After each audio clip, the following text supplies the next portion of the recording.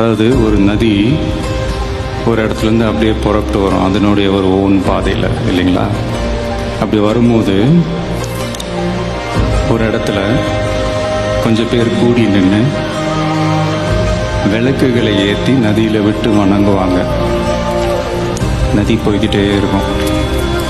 இன்னொரு இடத்துல சில பேர் பூக்களை தூக்கி நதியை வரவேற்பாங்க. நதி போய்கிட்டே இருக்கும். வேற ஒரு இடத்துல சில பேர், நம்மளை பிடிக்காத சில பேர், நதியில் கல்லெறிஞ்சு விளையாடுவாங்க.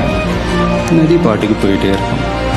அந்த நதி மாதிரி தாங்க நம்ம வாழ்க்கையிலையும் நம்மளை வணங்குறவங்களும் இருப்பாங்க, நம்மளை வரவேற்கிறவங்களும் இருப்பாங்க, நம்மளை எதிர்க்கிறவங்களும் இருப்பாங்க.